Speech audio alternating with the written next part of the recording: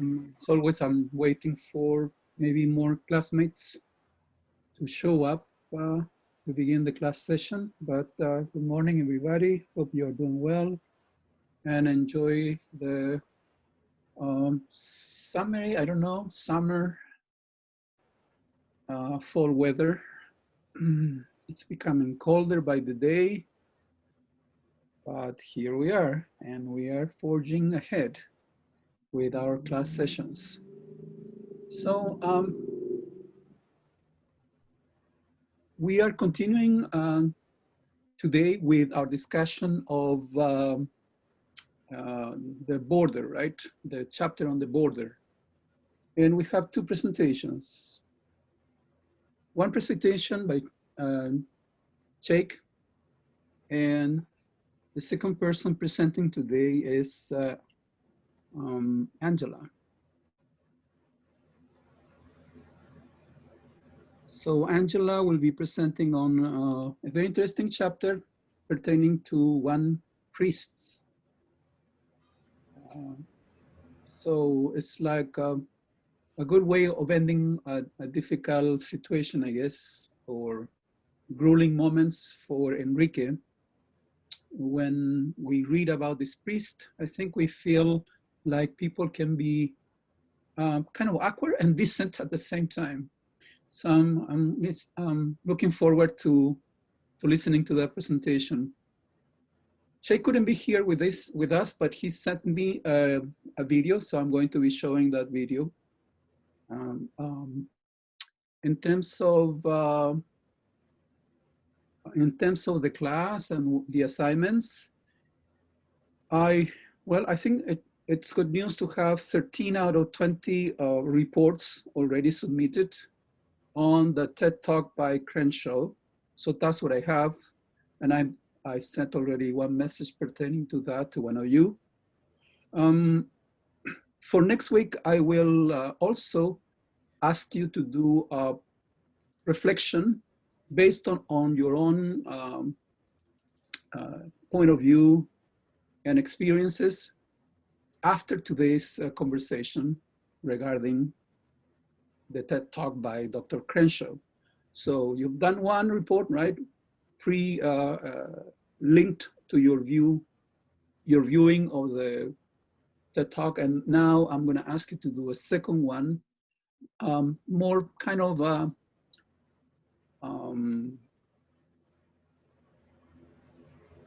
based on your own experience or reflections on situations having to do with social injustice, okay? So today we have a combination then. We are going to be talking about Enrique's journey, the book, chapter having to do with the border. And then also I want us to talk about the TED Talk by Crenshaw and highlight a few things, okay? Let me see, one more person. For next week, we have this coming Monday, Amaya and Isabel presenting on the next chapter of Enrique's journey. So Amaya, Isabel, and news about next week also. We will be done with this book by Friday.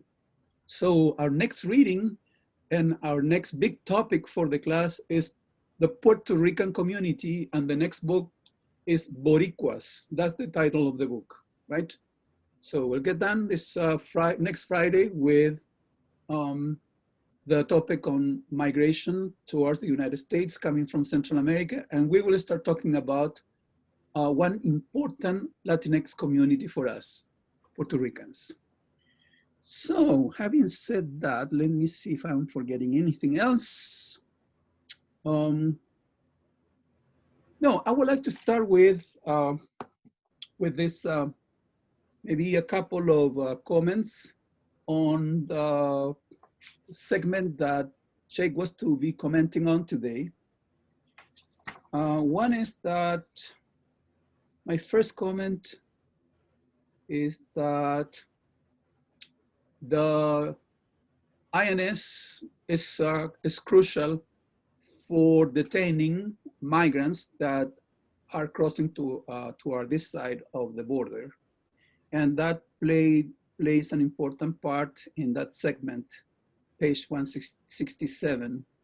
So many have been and will be deported because the INS will capture them, will detain them, right? And it's not only the people who live next to the border between Mexico and the United States are reacting and are sending them over, to La Migra, if you will. Then a second point that I wanted to make was that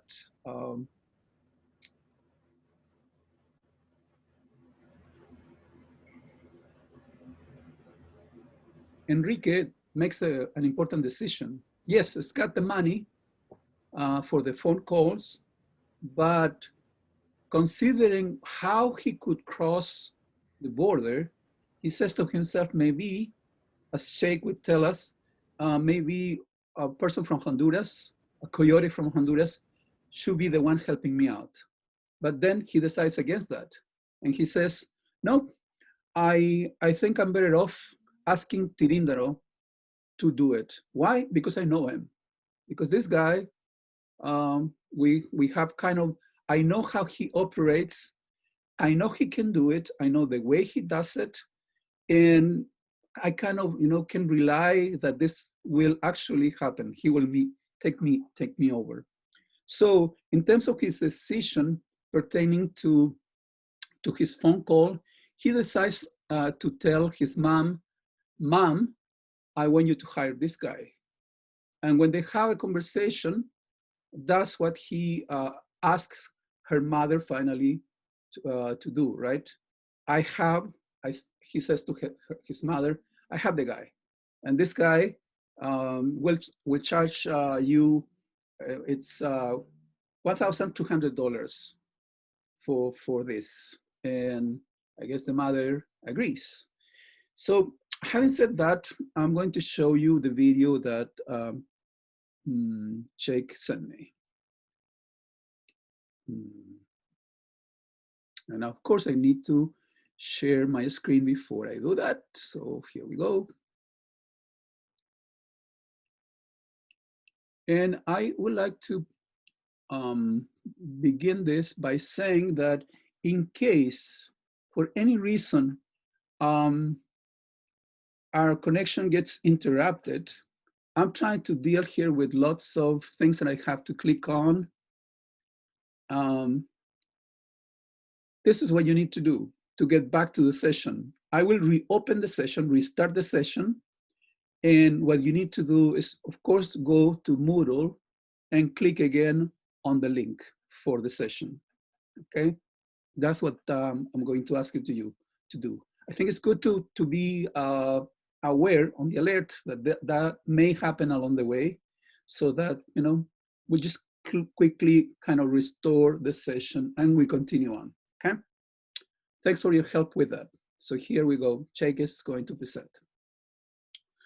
This is pages 161 till 169, 161 until 169. Moment. I believe it's called The Moment because the name of the book was called The Moment. I believe it's called The Moment because towards the end, he starts to construct a plan of how he's gonna finally get in contact with his mother. And I feel like the moment goes with that because like the moment where he feels like he's almost there. He's almost at, you know what I'm saying? Like this is just the moment. I don't know why I thought about it like that.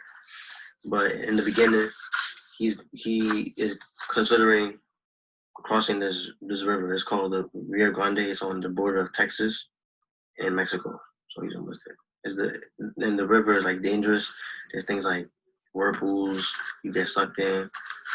If you go, you get hit by the rocks because the current is strong. Things like that. So it's a dangerous river. He's considering doing it by himself because he really doesn't have people that he trusts. There's people at his camp that tell him like, "Oh, you can't go by yourself," but he can't even trust the people telling him not to go by himself. So yeah, and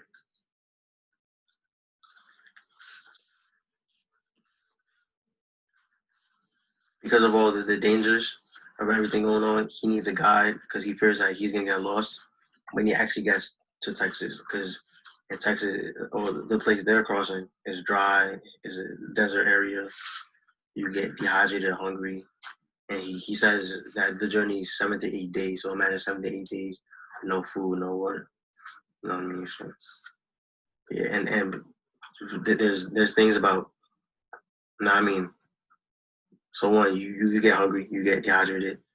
Two, there's things like animals, like there's rattlesnakes, there's tarantulas, and they say saucer-sized tarantulas, so it's big tarantulas.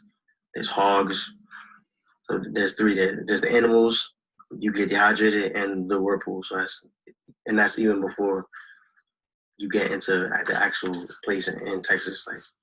Um, and he describes all those ways to die, and people actually kill themselves because of how intense you could get when you get dehydrated. They feel like they can't take it anymore. Still, out of all the things they've been through, which this isn't really the worst they've been through, but out of all the things they've been through, they feel like, oh, this is not worth it, and it was just terrible, man. There's that, and you could also get shot from the nearby ranchers that live next to the border. And the ranchers themselves, some of them try to help the people out. They're like, oh, here's food. They put the food out in the front, so they're like, oh, here's the food. Now just leave. Get out of my property and do anything. Because it's common since they're so close to the border that there's things like break-ins, like people break into their home, get their food, supplies, all that. So they have to do things like barricade their windows, their doors, things like that, to make sure the immigrants like don't come in their house. And because of all the intense amount of people, it's just common there. Like everyone's trying to protect their home. And they mentioned this rancher specifically called his name Joe Crisp, who has 3 locks on each of his windows, and he got his house broken into 8 times, 8 different ways. So out of all these things, and besides the rangers, there's people like the border patrol all in one. So it's hard to get by. So Enrique himself has to pretty much outsmart the people who are highly skilled, been doing this for a long time. Man, the same way that the border patrol and the ranchers have been doing this a long time, there's also immigrants who are doing it a long time. So he tries to talk to people to get through it, because at this point he knows that he can't do this by himself. He needs help. He needs help from other people, but he can't just trust anybody, obviously. So he decides to get a smuggler from Honduras specifically, because he knows the people in Honduras, they need things like good ratings so like to tell the people back home, like, oh, he's good, he can help you. And he's from Honduras himself, so he knows he needs to get someone from where he's from who actually cares about his situation, I guess. But even still, like that's still a little risky, because you could be from the same place and they could still just not help you out. Like they don't take that into factor. Like, it's just because you come from where I come from, I need to do what I need to do to survive, and I don't really care about you. But some people, he believes that he gets the smuggler named El Torino, who he believes is gonna help him. Because I said at the beginning, his plan, right? His plan is to so he has a 30 peso card, but he needs to upgrade to a 50 peso card to get in contact with his mother. But he can't get in direct contact with his mother. He needs to get through his aunt, his uncles. But to get that 50 peso card, he needs money, obviously. So he's gonna do more car washes. He's gonna beg more begging. So he's really gonna grind to get to that peso card, because he feels like he's almost there. And yeah, so what I connected from all this was the idea of trust, because I just think it's crazy how they're all trying to do the same thing. Like,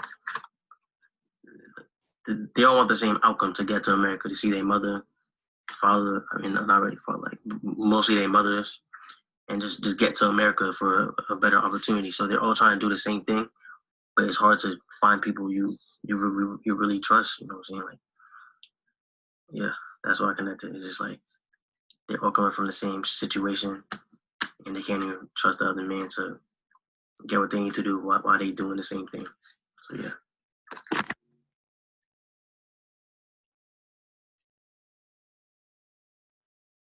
So that was Sheik's presentation.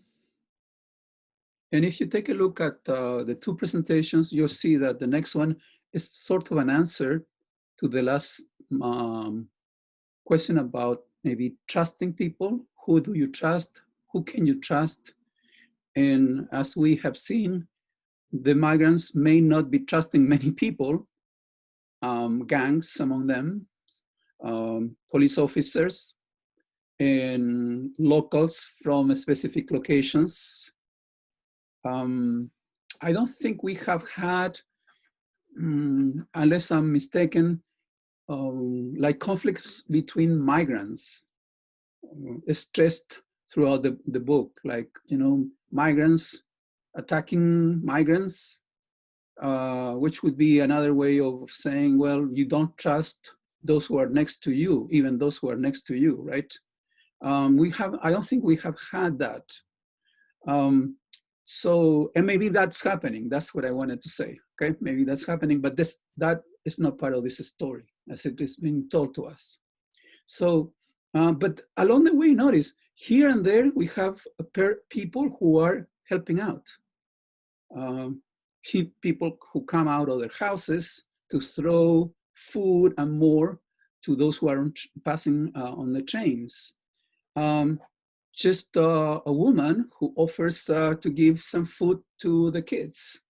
And even police officers at times who will let them go, right, free, because they are not Border Patrol people, they are not the Migra, and therefore, they kind of disconnect because they have priorities, and the migrants may not be their priority. One question that I was trying to explore up to extent, and maybe you have it in your mind, is up to what extent we can idealize anybody. What do I mean by that? Because the person is a victim, right, and they are victimized, can they turn into criminals? Let me say it bluntly, okay? Can they at times, because of the social oppression, exclusion, can then they turn into their own enemies, if you will? Okay, is that happening in this process of coming through Mexico and so on, with regards to some of the migrants? Had we have any news about this in the book? I don't think so. I don't think I've read anything about that, okay? But I'm afraid it's part of the reality.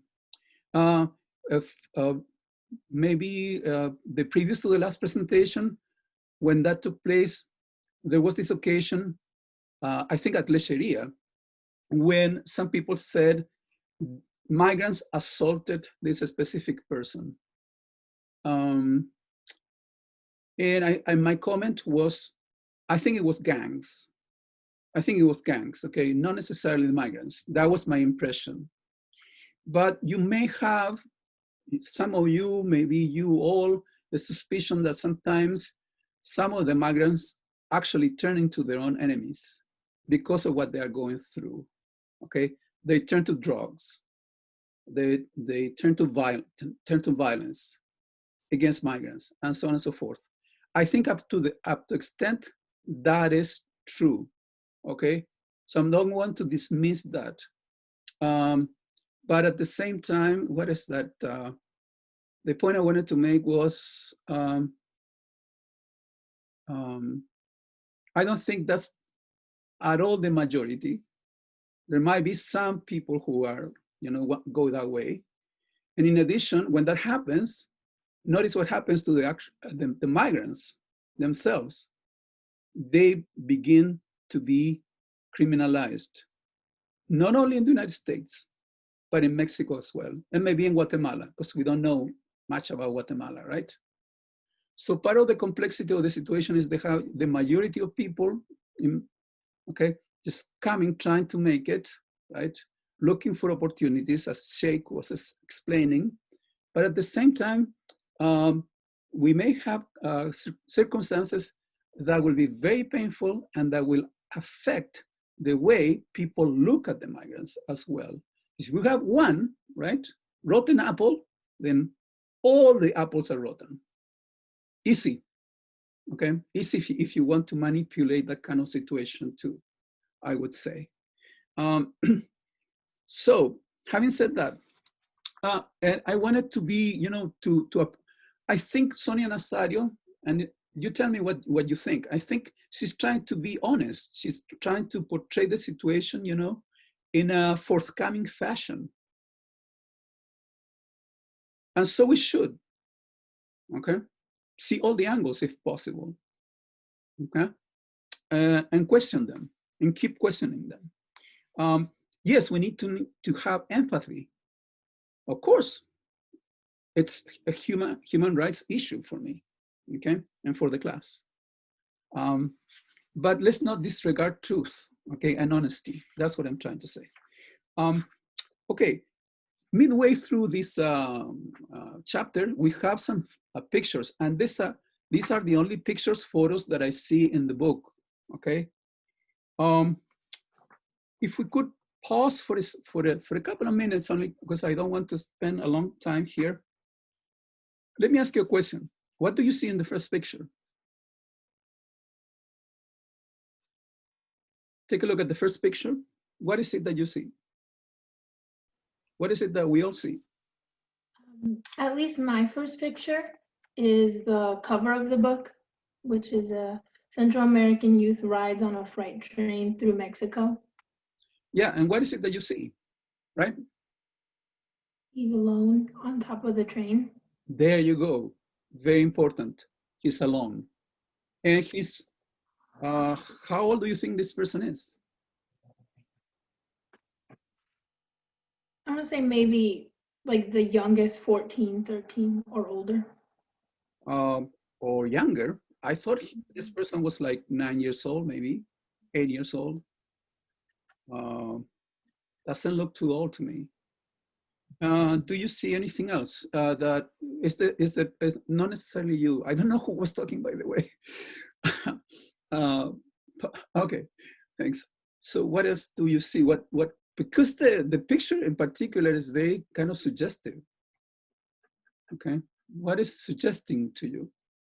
What is it suggesting?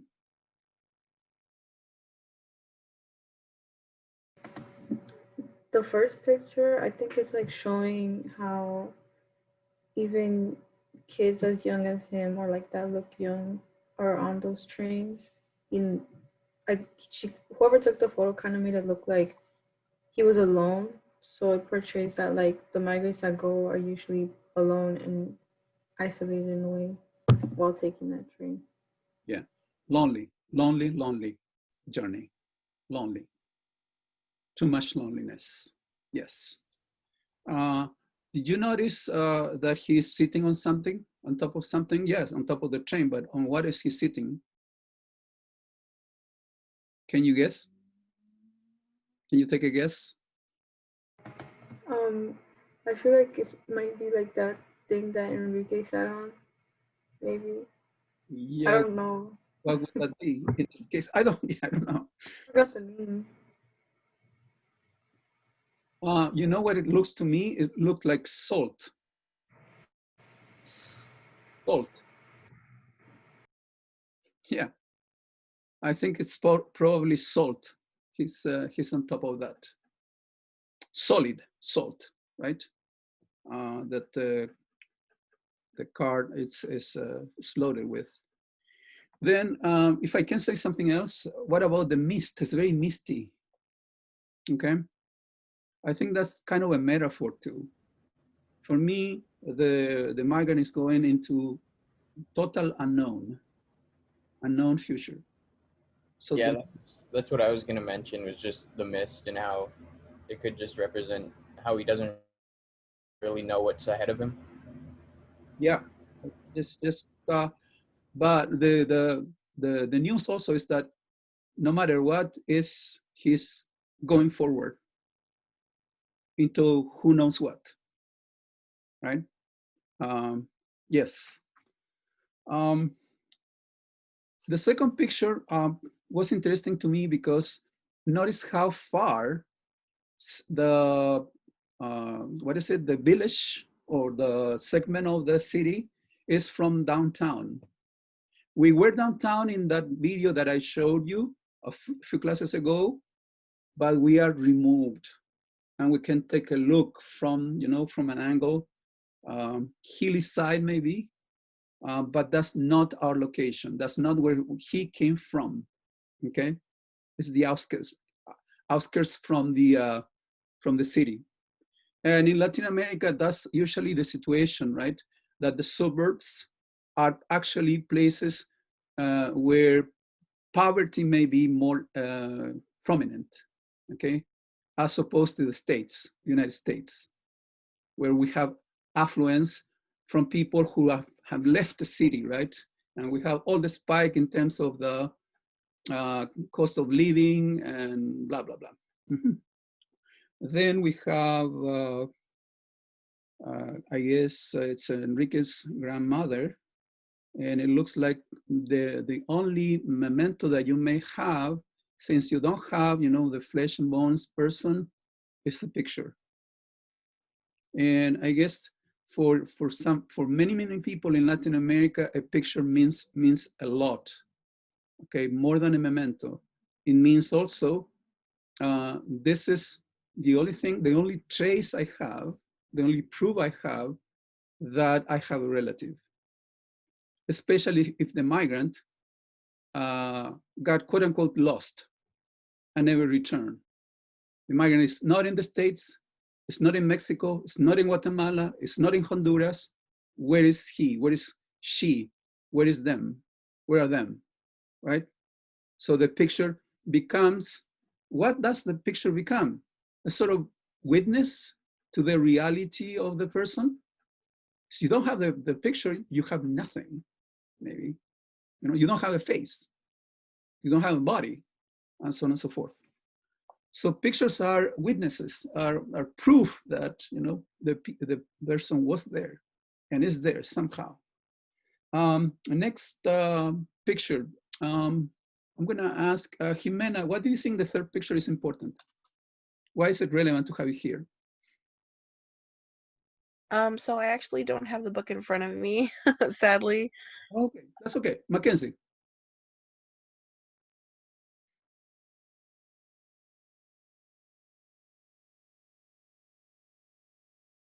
I'm not getting an answer. Bree?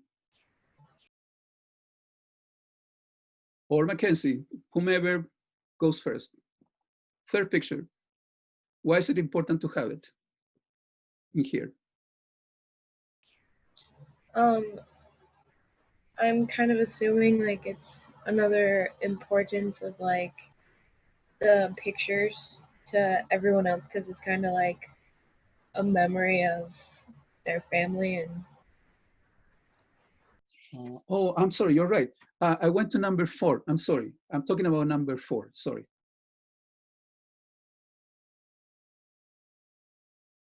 Why is it important to have number 4 here?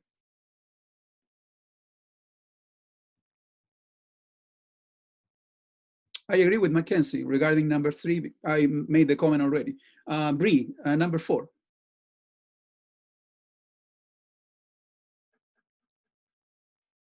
No reaction. Gabby? It's important because it shows how young the children are and how they have to fight for food against like other animals. Yeah, to try to eke out a living to make, something for the day. But also it explains why he had to leave. Because he knew that was his fate. He would have to be doing maybe the same thing. Why do it if I have my mom elsewhere and she's doing better? Okay, so that could be a reason. And Sonia Nazario wants to make sure that we understand that that's a powerful reason for you to leave. Next, it's for me simply, the evidence that we have many traveling along together. and getting on top of the train carts and just going and going. Next one, one incident, right? The branches coming your way, and if you don't get down, then they will throw you off the train. So you gotta be on the alert. Next one, we see a boy or maybe a person jumping from one car into another, top and from. And anything else that you like to say about that picture? Or pertaining to that jump? Eros? Yeah. Something that you mentioned was, and what I was looking at right away when I saw the picture at first, was the mist. That it could signify that they going into different unknown places. They don't really know where they're going. They know what their goal is, what the end goal is, but they don't know what the journey is gonna be like. Yeah, but I'm talking about this one. This is not the first picture, right? This is number 5, I believe, or 6 or 7. Let me count it. 1, 2, 7. Picture number 7. Yeah. What page it is, because I have the digital version of the book. There is no page. There is no page number. So it's the picture number 7. The picture number 7. Something that was interesting to me was the vegetation outside. So it may be Veracruz already, because it's not desert. So it's getting probably closer to the United States or to Mexico City, but that's nice vegetation. So that was something interesting. Maybe they could enjoy that. Somebody said something like pertaining to that. Okay. Well, I think that the jump, right? The way we are looking at the person jumping from side to side, this moment is crucial because it conveys the idea of a risk that they are taking. And they just take them, right? At the same time, maybe they are, some of them very able, physically able, as opposed to disabled, to be able to do this. Could it express some kind of freedom? The freedom to be on your own? The freedom to, take risks? I don't know. You may answer that.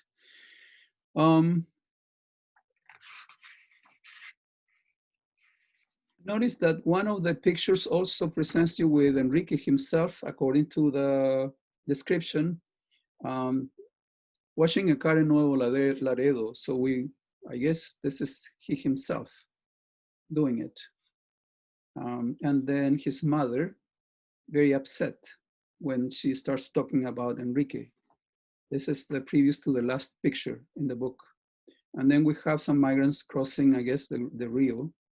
And we see them in action, carrying bags. And I assume that the bags have inside their clothes so that they don't get wet. And that's what is happening. Okay, and I'll let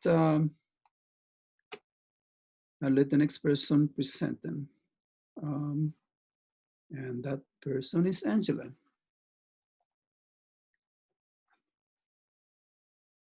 Angela, page 169. Yes. I just have to go to page 169 myself. So the title of this is Padre Leo's Help. Father Leo, okay? Is it okay if I start now? Just 1 second. Angela, where are you? Okay, I see you. I'm sorry. I totally see you. It's just that.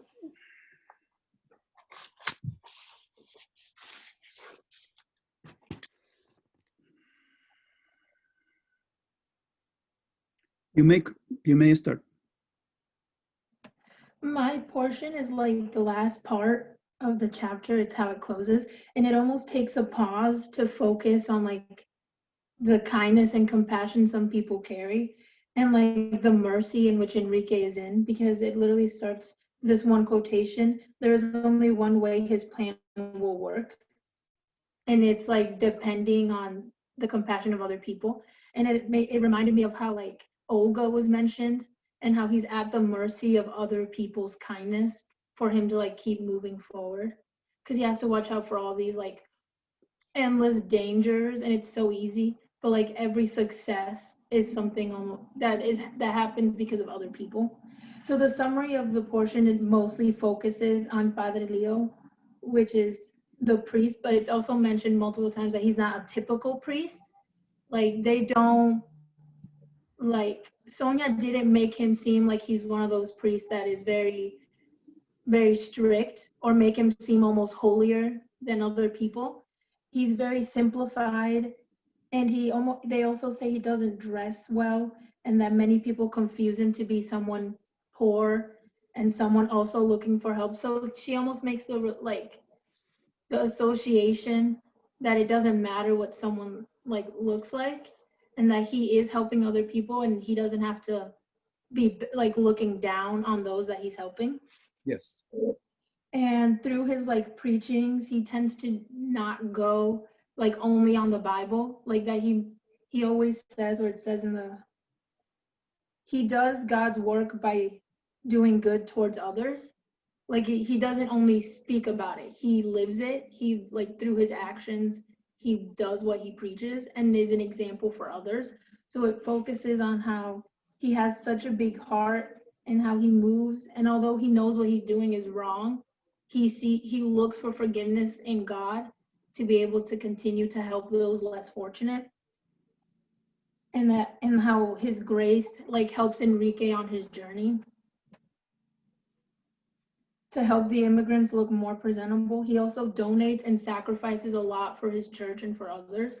Like he was given a bus, or he was giving something and he sold it immediately to be able to pay off the church's like bills.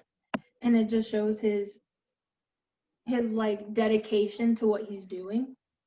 And some thought that the priest was crazy to attract what they saw bums and delinquents. Like even other people who follow him don't understand what he's doing. And they see the immigrants as almost like dirty and like unworthy of his help. But like that's not what he believes he's doing by doing God's work, because God's work is for everybody. So, but it doesn't end, like my portion ends finally with Enrique being able to make his phone call to his mom, which wouldn't have been able to happen if it wasn't for the kindness and the people with big hearts helping him like finally get there. And he finally gets to the call, and in the last picture, or in one of the pictures that we just talked about, the one with the photo where you were saying that it's almost like proof that that person exists, in the last like description of the photo, it says that he has once stated that no one loves me, but in the end of this portion he says he could feel his mom's love through the phone call. And that how the end of the phone call his mom cries, and it kind of shows how like even through separation, like a mother's love still like conquers all. Even though Enrique is in danger, she now does everything she can to like help, like bring money and like help him his next step.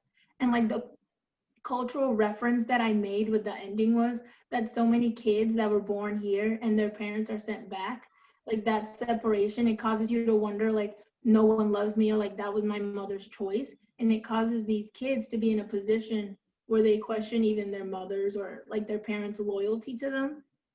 And that like cultural reference is something that Enrique can relate to. That was, but yeah, that was kind of the end. Yeah, two questions. You said that the priest was doing something wrong. Oh, that people believed he was doing wrong by helping the immigrants out. Like that's what people thought he was doing wrong. Do you remember how many people, in terms of percentage, didn't trust in what the priest was doing? No. How many people, more or less, from the church were opposing his views.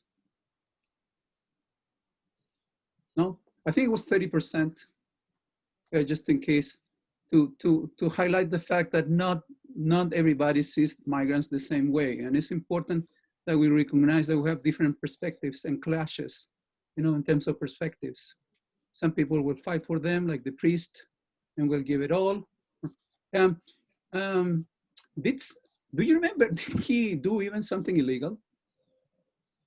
He was smuggling contraband, wasn't he? And then he had prayed, God, I know this is wrong, but if the light is green, then I will be able to help others. And the light turned green. Exactly. So he went even to those extremes, and it wasn't like he was getting the stuff, I guess clothes mostly, to make money for himself. No, he was risking his own legal situation, I guess, crossing the border, right? For them. I have, I just have one more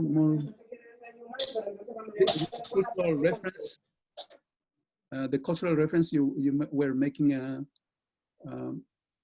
Did you say that you were relating the situation of Enrique to the children that were born here in the States? You said here, and I wasn't sure.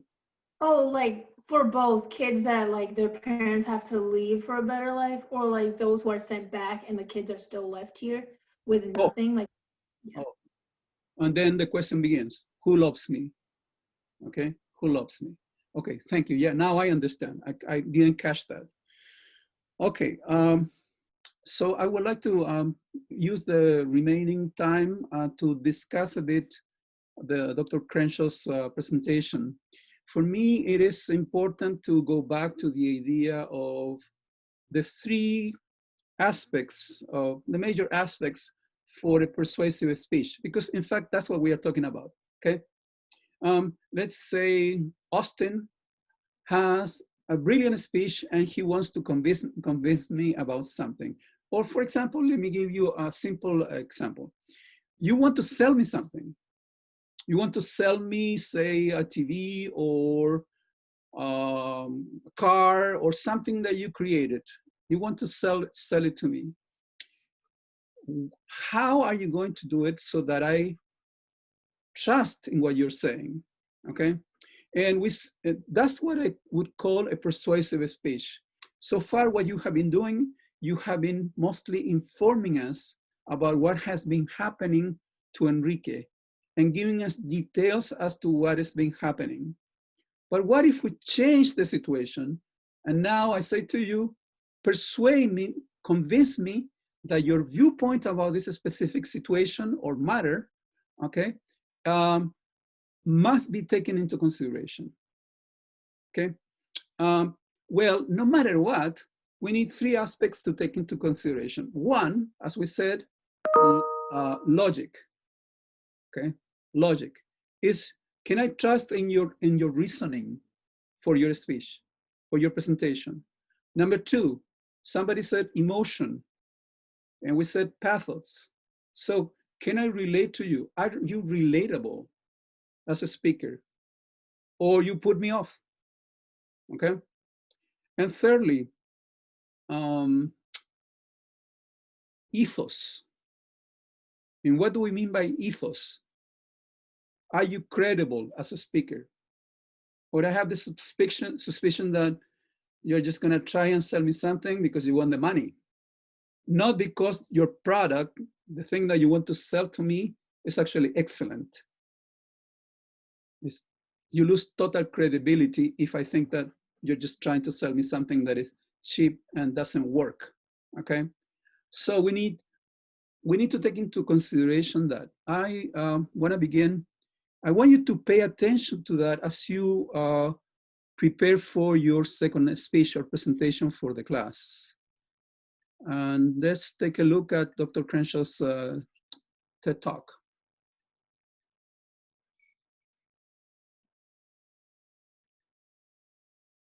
So let me see.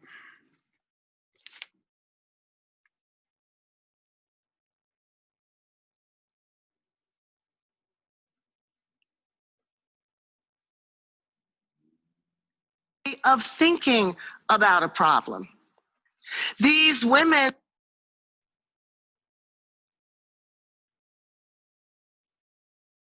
Now, I don't know what happened. against women, two issues that have been talked about a lot lately. But when we think about who is implicated by these problems, when we think about who's victimized by these problems, the names of these Black women never come to mind. Now, communications experts tell us that when facts do not fit with the available frames, people have a difficult time incorporating new facts into their way of thinking about a problem. These women. I don't know why. It's doing that.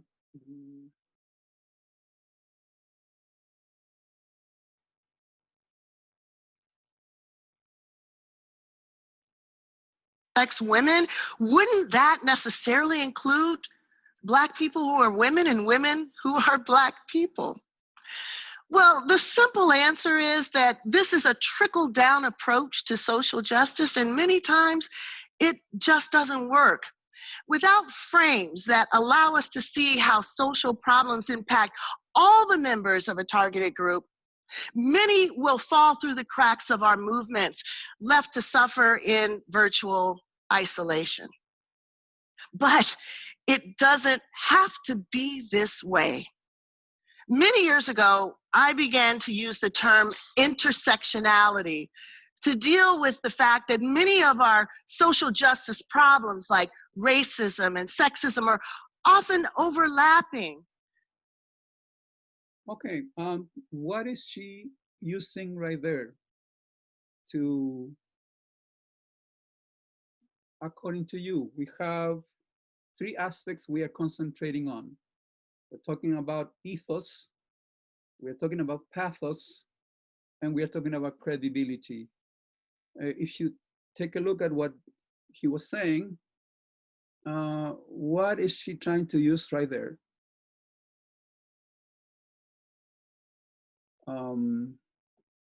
I'm sorry, I went without saying logos, I guess. Logos, reason. What is she using right there to make the speech relevant for us? Marlon. I'm pretty sure when I wrote down about like my report, I said pathos. Is that emotional? About this segment in particular, I'm talking about this segment, right? The one that we just listened to. Oh, so for that one I would put logos. What is it? I would agree with you. Yes, at this moment in particular, what we have is logos. There are some reasons for my presentation, and I'm trying to unpack the logic of the situation and the logic of my perspective, So these are the ideas, and this is the way they are all connected to introduce in more detail the concept of intersectionality, okay? So the point we're trying to make here is,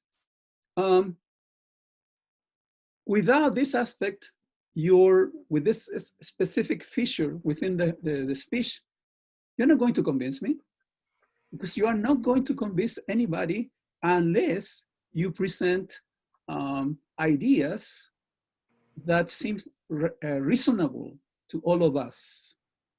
Unless you do that, you're not going to sell me the car, okay? You're not going to persuade me. And that's the little point we're making. Let's see the second part. I want to go. Then she presents the example from page 5. I'm sorry, from the minute 5 till minute 11.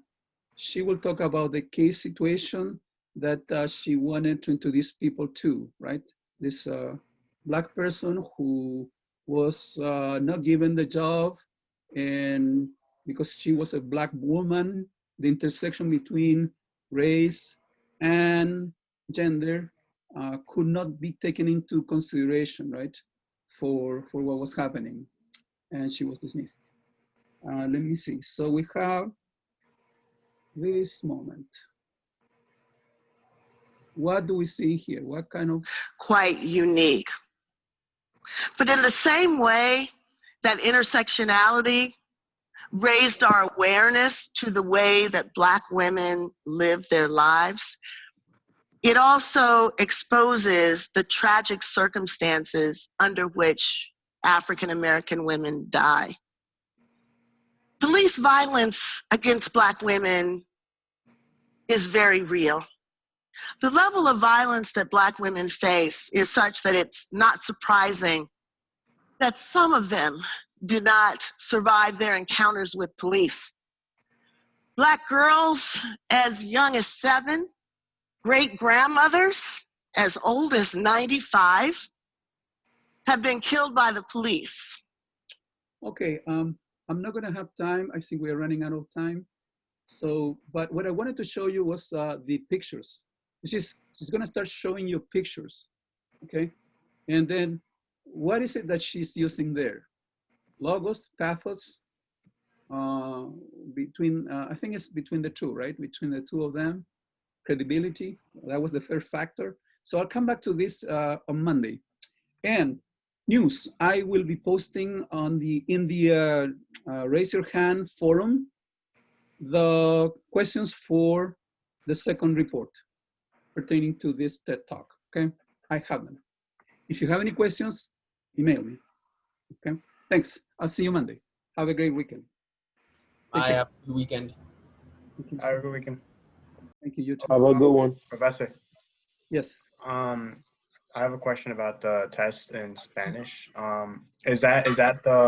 Is it gonna be, you're gonna give us the topic to talk about, or is it something else?